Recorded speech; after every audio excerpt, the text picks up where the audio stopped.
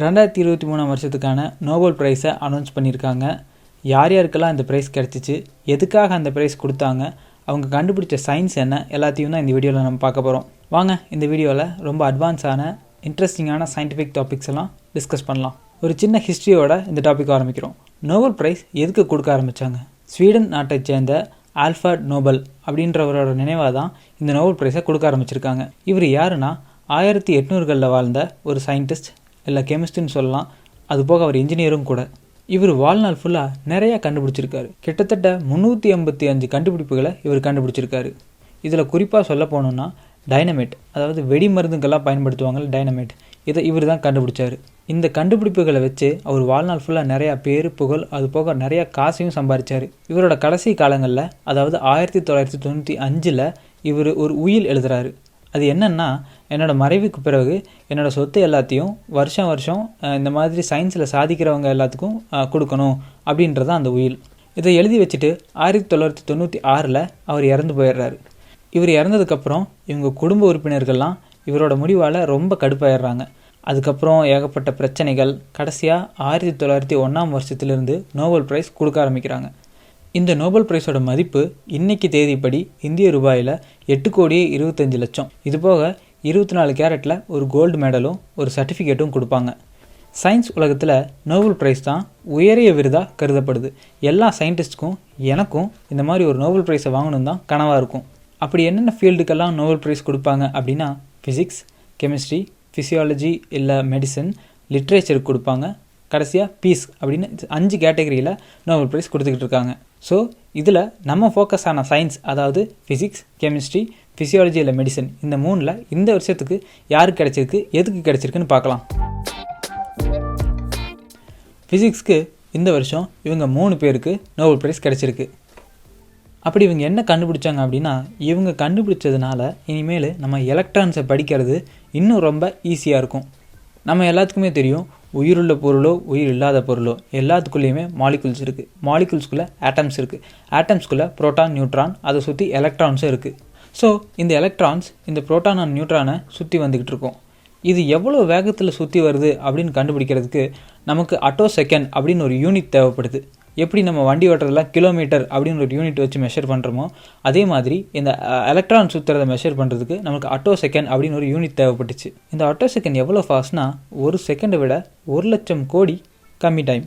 இந்த Atto second அளவுக்கு ஒரு குட்டி வேவ் லென்த்தை நம்மளால் உருவாக்க முடிஞ்சால், அந்த வேவ் லென்த்தை வச்சு எலக்ட்ரான் எவ்வளோ ஸ்பீடில் போகுது, அதோட தன்மையை ஆராய்ச்சி பண்ணுறதுக்கு ரொம்பவே ஹெல்ப்ஃபுல்லாக இருக்கும். இப்போ இந்த 2 சயின்டிஸ்ட்டும் எப்படி இந்த அட்டோ செகண்ட் ரிசர்ச்சுக்கு கான்ட்ரிபியூட் பண்ணியிருக்காங்கன்னு பார்க்கலாம். 1987 ஆனி அப்படின்றவங்க என்ன பண்ணியிருக்காங்கன்னா, இன்ஃப்ராரெட் லேசரை ஒரு நோபல் கேஸ் வழியாக அடித்தா அந்த கேஸில் இருக்க எலக்ட்ரான்ஸ் எல்லாமே எக்ஸைட் ஆகி சின்ன சின்ன வேவ் லென்த்தாக அதை ரிலீஸ் பண்ணும்.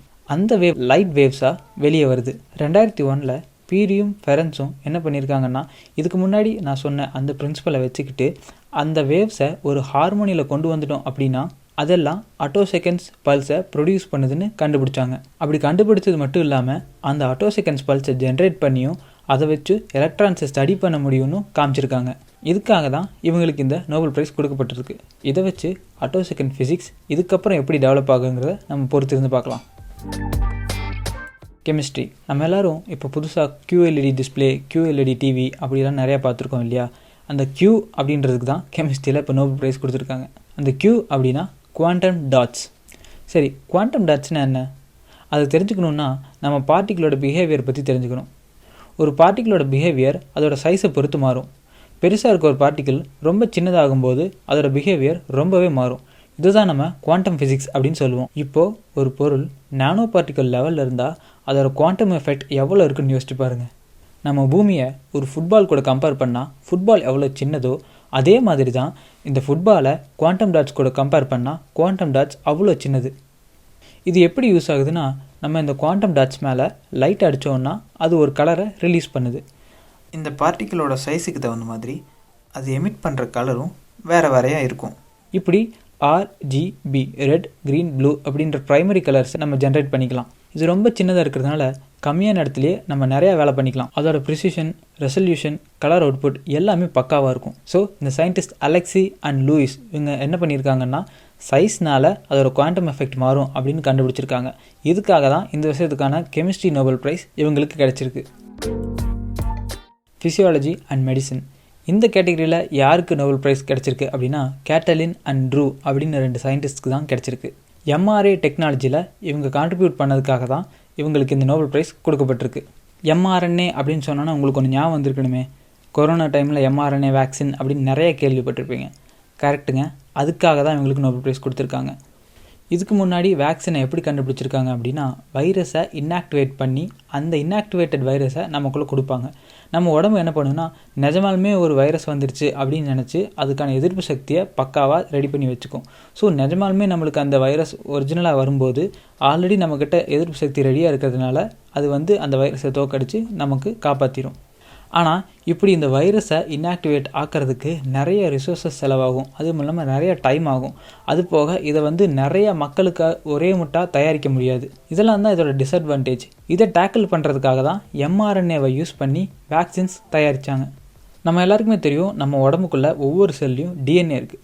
ஒவ்வொரு செல் இருக்க டிஎன்ஏன்றது ரொம்ப பெருசு, அதில் தேவையில்லாத சீக்வன்ஸ் நிறையா இருக்கும். ஸோ நம்ம செல்லுக்கு ஒரு குறிப்பிட்ட நேரத்தில் குறிப்பிட்ட ப்ரோட்டீன் தேவை அப்படின்னா என்ன பண்ணுன்னா ஒரு சின்ன பார்ட் ஆஃப் ஜீனை ஒரு காப்பி எடுக்கும். அந்த காப்பி தான் எம்ஆர்என்ஏ.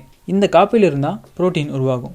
ஸோ இந்த வைரஸை டைரெக்டாக கொடுக்கறதுக்கு பதிலாக வைரஸோட எம்ஆர்என்ஏவை மட்டும் நம்ம டைரெக்டாக உருவாக்க முடிஞ்சு அதையே வேக்சினை கொடுத்துட்டா நம்ம வைரஸ் தயாரிக்கிறதுலேருந்து அதை டீஆக்டிவேட் பண்ணுறதுலேருந்து அதுக்கப்புறம் அது மாஸ் ப்ரொடக்ஷன் பண்ணுறது இந்த செலவெல்லாம் ரொம்ப கம்மியாகும். அதே நேரத்தில் இந்த ப்ராசஸ் எல்லாம் ரொம்ப ஃபாஸ்ட்டாகவும் நம்ம பண்ண முடியும். ஆனால் இந்த எம்ஆர்என்ஏவை யூஸ் பண்ணும்போது நம்மளோட செல்கள் ரொம்ப அதுக்கு அக்ரெசிவாக ரியாக்ட் பண்ணுது. அதாவது அந்த எம்ஆர்என்ஏ அதுக்கு ஒத்துக்கலை. ஸோ இதை எப்படி டேக்கிள் பண்ணுறதுன்னு யோசிச்சுக்கிட்டு இருக்கும்போது தான் இந்த 2 சயின்டிஸ்ட் ஒரு வழியை கண்டுபிடிக்கிறாங்க.